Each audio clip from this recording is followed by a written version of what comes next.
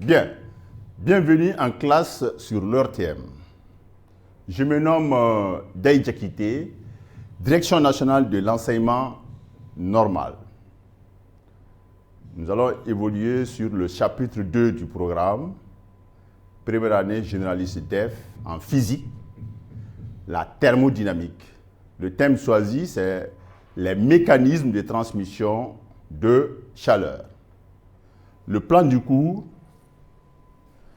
nous allons voir ensemble la convection thermique, nous allons voir ensemble la conduction thermique et le rayonnement.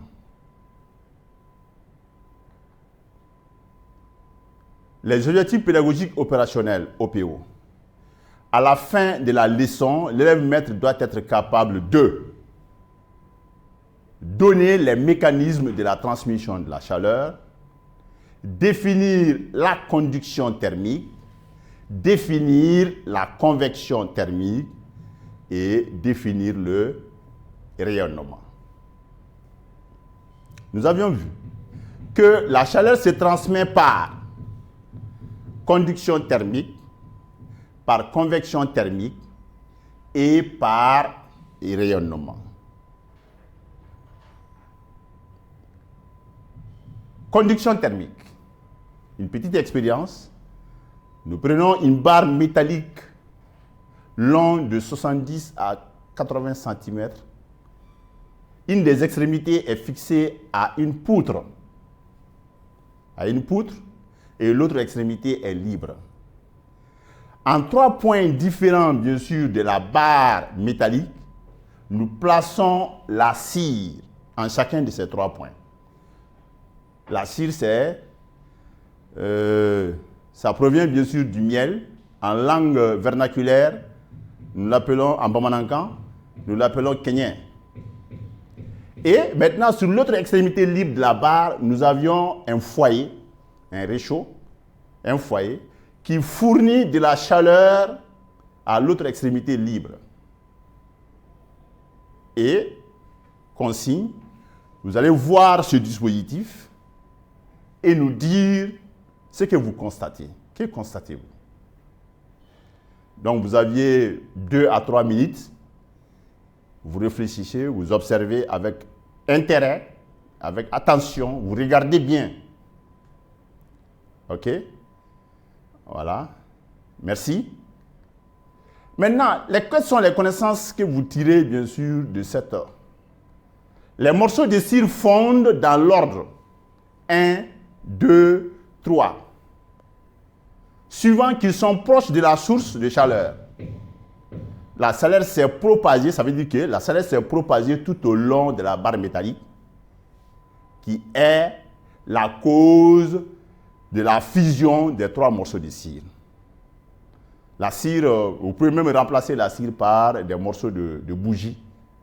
Donc maintenant, vous mettez les morceaux de bougie sur les 3 points, vous allez voir ce qui va se passer, que les morceaux de bougie vont fondre. Et maintenant, mais dans l'ordre 1, 2, 3, donc maintenant, ça veut dire que au point où la chaleur a été fournie, et jusqu'au niveau, bien sûr, de la poutre, donc maintenant, la chaleur s'est propagée tout au long de la barre métallique. Donc, c'est dire que c'est ça qui va nous amener à parler, à dire et à définir la conduction thermique. La conduction thermique est la transmission de la chaleur par contact avec la source de chaleur. À longueur de la journée, vous aviez des expériences qui vous entourent. Lorsque vous prenez une cuillère et vous le mettez bien sûr dans l'eau chaude pour remuer bien sûr votre café, vous allez voir que donc maintenant la sueur, l'extrémité, l'autre côté bien sûr de la cuillère bien sûr va se chauffer. Donc maintenant la chaleur lui est transmise par conduction thermique. En 2, nous allons voir ensemble la convection thermique. Et il y a une petite expérience. On pose un récipient contenant de l'eau sur un réchaud. L'eau s'échappe. Donc c'est ça que vous allez voir ici. Donc maintenant, ce récipient il contient de l'eau et il est posé sur un foyer. Vous allez voir, au bout d'un certain temps, l'eau se chauffe par sa base. Et maintenant, nous voyons bien sûr que la densité, bien sûr, sa densité décroît. L'eau plus froide, située immédiatement au-dessus d'elle, est plus dense. Et maintenant, c'est ça qui va amener celle qui est moins dense, qui est en bas, maintenant, va à la surface, et celle qui est plus dense et qui se trouve bien sûr à la surface, et descend vers la profondeur. Donc maintenant, l'eau chaude a tendance à remonter à la surface, entraînant l'eau plus froide vers la profondeur. Et qu'est-ce qui se passe? Il se crée entre surface et profondeur des cycles de circulation. C'est ça que vous voyez bien sûr en violet.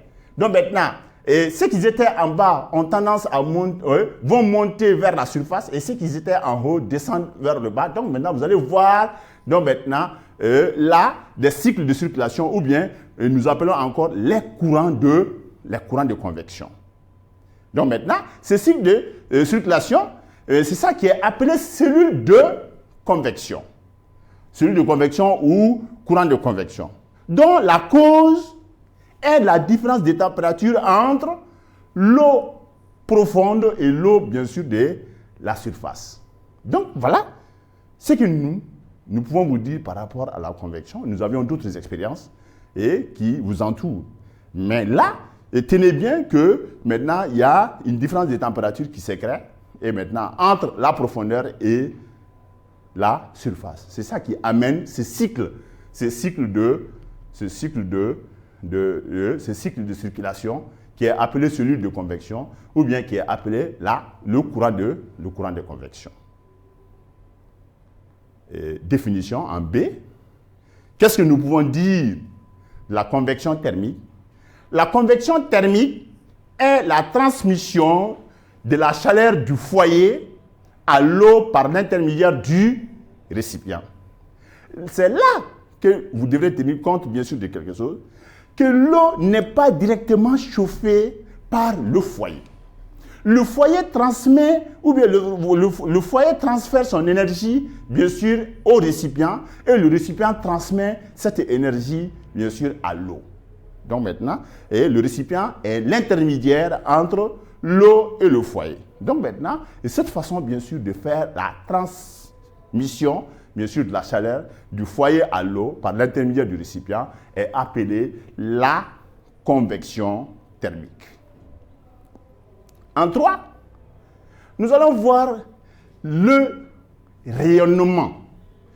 Le rayonnement. Exemple. Donc maintenant, cet exemple-là aussi, vous le trouverez bien sûr autour de vous. C'est-à-dire le soleil chauffe la terre par rayonnement. Je m'explique. Et même, vous allez constater que pendant la période froide ou pendant la saison froide, les enfants et les vieilles personnes ont tendance à fuir, bien sûr, l'ombre. Ils se mettent le matin, ils vont se mettre, bien sûr, au soleil. Ils quittent l'ombre pour se mettre au soleil. Et certains disent que je vais prendre un bain de soleil. C'est pour s'échauffer leur corps, parce qu'ils ont froid. Mais c'est tout naturel.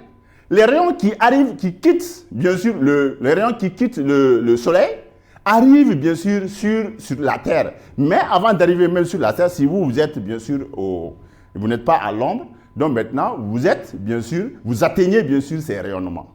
Donc maintenant votre corps est chauffé par rayonnement. Donc cet exemple-là, c'est ça que nous voyons ici. Donc nous avions ici à côté, nous avions ici un système solaire, le soleil qui est là, et il envoie ses rayons sur la terre. Et la terre, le rayonnement réfléchit par le sol. Donc, il y a des rayons qui sont réfléchis par le sol. Et encore, il y a bien sûr des rayons qui sont directs sur des objets. Par exemple, nous plaçons un objet ici. Et maintenant, il y a des rayons qui peuvent être sur cet objet. Et cet objet qui fait un angle bêta, bien sûr, avec l'horizontale.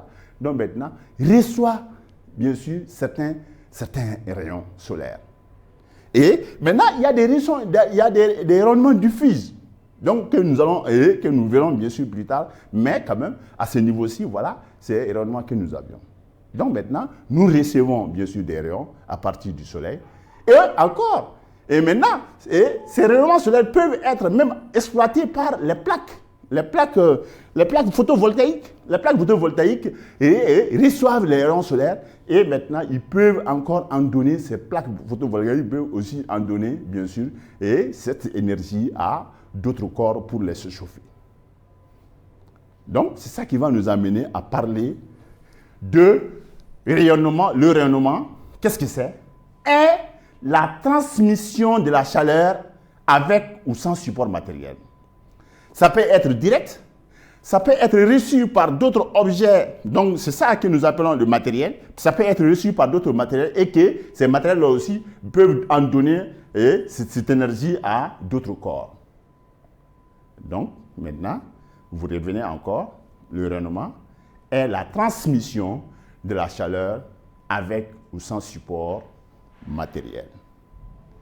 En évaluation, mets une croix dans la case correspondant à la bonne réponse. Nous vous faisons bien sûr des propositions à ce niveau.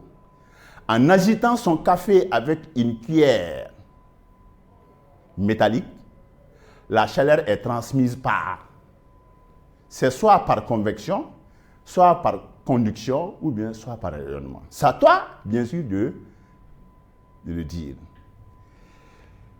En chauffant une extrémité d'une barre métallique, la chaleur est transmise par. Donc, la réponse est à vous, la bonne réponse à cocher. Et nous avions encore les groupes de particules de fluides. Les fluides, soit c'est les gaz, soit c'est les liquides. Les fluides sont insaisissables. L'eau est un liquide insaisissable, l'eau est un fluide. Les gaz sont des fluides. L'huile est un fluide. Donc maintenant, l'air est un fluide. Il y a d'autres gaz aussi. Et maintenant, ces gaz-là sont des fluides. Et on ne peut pas les saisir entre nos doigts ou bien entre nos mains. En posant un seau d'eau au soleil, l'eau s'échauffe et la chaleur lui est transmise par. C'est à vous de le dire. Maintenant, l'eau qui est dans le seau, donc maintenant, et le seau est posé au soleil et l'eau s'échauffe. Donc maintenant, c'est à toi de dire si c'est par convection, ou bien si c'est par conduction, ou bien si c'est par rayonnement. Donc vous réfléchissez quelques minutes maintenant sur ces exercices et vous cochez dans la case correspondant à la bonne réponse.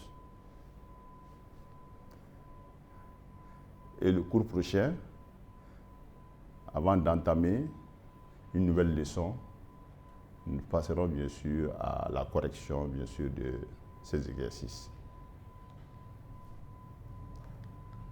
Merci chers élèves, à la prochaine.